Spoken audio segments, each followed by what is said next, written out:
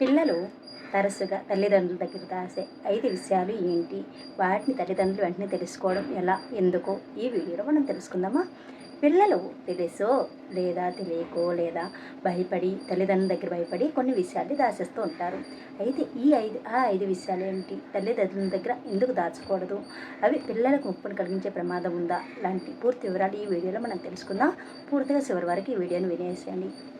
తల్లిదండ్రులుగా మనందరికీ ఉండే అతిపెద్ద ఆందోళన ఏంటండి? పిల్లల భద్రత గురించి. మన కళ్ళ ముందు ఉన్నప్పుడు వారిని జాగ్రత్తగా చూసుకోగలం, కానీ ప్రతి నిమిషం వారి వెంటే ఉండడం సాధ్యం కాదు. సో కొన్నిసార్లు పిల్లలు మనకు భయపడి కాకపోయినా మనల్ని ఆందోళన పెట్టకూడదనే ఉద్దేశంతో కూడా కొన్ని విషయాలను దాస్తూ ఉంటారు. కానీ ఈ నిశ్శబ్దం కొన్నిసార్లు ప్రాణాంతకమైన సమస్యలు కూడా దారితీయవచ్చు. పిల్లలు ఏదో తప్పు చేశారనే ఉద్దేశంతోనే ఎప్పుడు రహస్యాలు దాస్తారు. కొన్నిసార్లు తల్లిదండ్రులు కంగారు పడతారనో, తిడతారనే భయంతోనో, లేదా ఆ పరిస్థితి యొక్క తీవ్రత వారికి అర్థం కాకపోవడం వల్ల కూడా వాళ్ళు మనతో నోరు విప్పి చెప్పరు.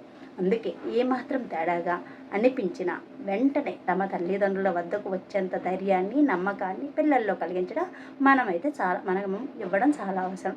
పిల్లలు దాసే 5 విషయాలు వారిని హాని కలిగించే అవకాశం ఉంటుంది.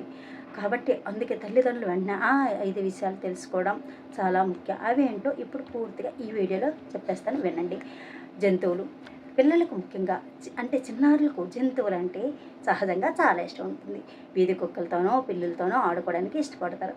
అయితే అవి గీరినప్పుడు లేదా కరిసినప్పుడు పిల్లలు ఇది చిన్న గీతలే కదా అని లైట్ తీసుకొని దాచేస్తుంటారు. కానీ జంతువుల లాలాజలం ద్వారా వచ్చే ర్యాబీస్ వంటి ప్రమాదకరమైన ఇన్ఫెక్షన్లు చిన్న గాయాల ద్వారా కూడా శరీరంలో ప్రవేశిస్తాయి. కాబట్టి దీన్ని అస్సలు నిర్లక్ష్యం చేయకూడదు. అందుకే పిల్లల శరీరం మీద ఇలాంటి గీతలు కనిపించిన వెంటనే తల్లిదండ్రులు అలర్ట్ అయితే అవ్వాలి. ఏం జరిగిందో పిల్లలు అడిగి తెలుసుకొని పరిష్కారం దిశగా అడుగులు వేయడం తప్పనిసరి అనమాట.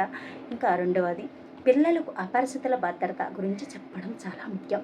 పిల్లలు సాధారణంగా అపరిచితులు అంటే వింతగా భయంకరంగా ఉంటారని అనుకుంటారు. అపరిచితులు అంటే అలానే అనుకుంటారు తప్ప మనలోనే చాలామంది ఉంటారని ఎవరు అనుకోరు. కానీ చూడడానికి మంచిగా కనిపించేవారు కూడా హాని చేయొచ్చు. ఎవరైనా చాక్లెట్లు ఇస్తామని పిలిచినా, ఎక్కడికైనా రమ్మన్నా లేదా వారు ఇచ్చింది ఏమైనా తిన్నా ఆ విషయాన్ని వెంటనే తల్లిదండ్రులకు చెప్పేలా పిల్లలను మనం సిద్ధం చేయాలి. మనం వాళ్ళ దగ్గర తీసుకుంటే తిడతామేమోని వాళ్ళు దాయడం జరుగుతూ ఉంటుంది. అలాంటి సందర్భాలు లేకుండా వాళ్ళకు మనం ఏమి అనము అనే విధంగా ధైర్యాన్ని ఇచ్చేటట్లు ఆ సందర్భాన్ని మనతో వాళ్ళు పంచుకునేటట్లు చేయించుకోవాలి. అంతేకాకుండా ఈ రోజుల్లో ఎవరిని పడితే వారిని నమ్మకూడదని వారికి అర్థమయ్యేలా చెప్పాలి. అర్థమయ్యేటట్లు చెప్పాలి. కొట్టి తిట్టిన పిల్లలు మాత్రం మారరు కాబట్టి వాళ్ళకి అర్థమయ్యేటట్లు వివరించడానికి ప్రయత్నం చేయండి. అలాగే పిల్లలు పరిగెత్తడం మూడో పాయింట్ ఏంటంటే, పిల్లలు పరిగెత్తడం, దూకడం సహజంగా జరిగేది. ఈ క్రమంలో చిన్న చిన్న దెబ్బలు తగలడం మామూలే. కానీ తలకు తగిలే దెబ్బల విషయంలో చాలా జాగ్రత్తగా ఉండాలి. మళ్ళీ ఆటలు ఆడినవారనే భయంతోనూ లేదా నొప్పి తగ్గిపోతుందిలే అనే అంచనాతోనూ పిల్లలు తలకు తగిలిన దెబ్బలు కూడా దాచేస్తుంటారు. లోపల ఇంటర్నల్ బ్లీడింగ్ లేదా కంకస్సన్ వచ్చే ప్రమాదం అయితే ఉంటుంది. కాబట్టి ఈ చిన్న దెబ్బ తగిలిన వెంటనే చెప్పమని పిల్లలకైతే మనం చెప్పాలి. భయం తగ్గిపోతుందనో పిల్లలు మనతో పంచుకోవడానికి ఇష్టపడరు. సో అలాంటి ఇబ్బందులు ఏమీ లేకుండా వాళ్ళకి మనం ఎలాంటి ప్రాబ్లం అయినా చెప్పాలి.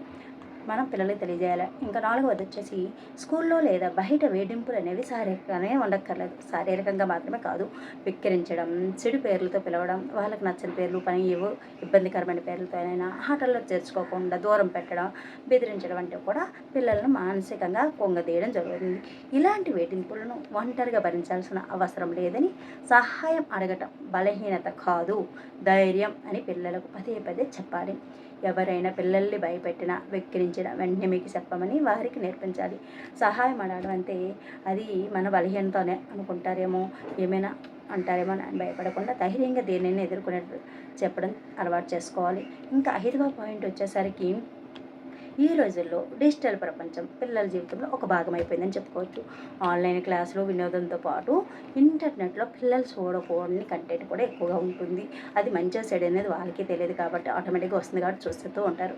పొరపాటున ఏదైనా తప్పుడు సైట్ ఓపెన్ అయినా లేదా ఆన్లైన్ గేమింగ్స్లో ఎవరైనా అనుమానాస్పదంగా సార్ట్ చేసినా ఫోన్ లేదా ట్యాబ్ లాగేసుకుంటారనే భయంతో పిల్లలు మనకు దాచేస్తారు. అలాంటివి ఏమైనా జరిగితే వాళ్ళకి ఫోన్ పూర్తిగా ఇవ్వమేమోనేసి అలాంటి సందర్భాలు వచ్చినా చెప్పరు, చేయరు. ఆన్లైన్లో ఏది నిన్ను భయపెట్టినా గందరగోళానికి గురి చేసి నా దగ్గరకు రా, నిన్ను నేనేం అనను అనే భరోసా పిల్లలకు తల్లిదండ్రులుగా మనం ఇవ్వాల్సి ఉంటుంది. సో అప్పుడే వాళ్ళు ఏదైనా మనకి చెప్పడానికి ధైర్యంగా ఆ సెక్యూరిటీ అనేది మనం ఏర్పరచాలి ముందుగా. అయితే పిల్లలకు కావాల్సింది మీ ఉపన్యాసాలు కాదు, మీ నుంచి భరోసా లభించే భరోసా అనేది ముఖ్యం. సమస్య వచ్చినప్పుడు మీరు ఎలా స్పందిస్తారనే దానిపైనే భవిష్యత్తులో వారు మీతో విషయాలు పంచుకుంటారా లేదా అనేది ఆధారపడి ఉండడం అయితే జరుగుతుంది. తాము చెబితే తల్లిదండ్రులు జడ్చేరని నమ్మకం కలిగినప్పుడు మాత్రమే పిల్లలు ఎలాంటి సమస్యనైనా ముందు పంచుకోవడానికి ఇష్టపడతారు. పిల్లలు ఏదైనా నిజం ఒప్పుకున్నప్పుడు వెంటనే కోప్పడకుండా మొదటి వారి సమస్యను పరిష్కరించడానికి ప్రయత్నం చేయండి. వెంటనే కోప్పడకుండా వాళ్ళకి ఆ సమస్య నుంచి ఎలా బయటపడగలరో మనం ఆలోచించాలి. ఆ తర్వాత నెమ్మదిగా ఏది తప్పు ఏది ఒప్పు వాళ్ళకి అర్థమయ్యేటట్లు చెప్పాలి. అలా చేయడం వల్ల వాళ్ళు కూడా అర్థం చేసుకుంటారు. రోజు రాత్రి పడుకునే ముందు ఈరోజు నీ రోజంతా ఎలా గడిచిందని కనుక్కోవాలి. ఏదైనా ఇబ్బందిగా అనిపించిందా అని ఆప్యంగా అడగండి, భయపెడుతూ అడగండి. చిన్న వయసు నుంచే పిల్లలకు శరీర భద్రత గురించి, అలా గుడ్ టచ్ బ్యాడ్ టచ్ గురించి స్పష్టంగా భయం కలగకుండా వివరించండి. సో ఈ విధంగా మాత్రం మగపిల్లకైనా ఆడపిల్లకైనా గుడ్ టచ్ అంటే ఏంటి, బ్యాడ్ టచ్ అనేది ఏంటనేది పూర్తిగా పిల్లలకి అనేది తప్పనిసరిగా నేర్పాలండి. అలాగే పిల్లలకు పెద్దలు గౌరవించడం, వాళ్ళకి సహాయం చేయడం, తోటి వారికి సహాయం చేయడం, ఇలాంటివన్నీ తప్పనిసరిగా మనం పిల్లలకి నేర్పించాలి, భరోసా ఇవ్వాలి. దీనిపై మీ అభిప్రాయం ఏంటో కామెంట్ రూపంలో తెలియజేయండి. ఇలాంటి మరిన్ని వీడియోస్ కోసం మన ఛానల్ని సబ్స్క్రైబ్ చేసుకోండి, లైక్ చేయండి, షేర్ చేయండి. అలాగే మీకు ఎలాంటి వీడియోలు కావాలో కామెంట్ రూపంలో తెలియజేయండి. తప్పనిసరిగా ఆ వీడియోస్ చేయడానికి ప్రయత్నం చేస్తాను. Thank you.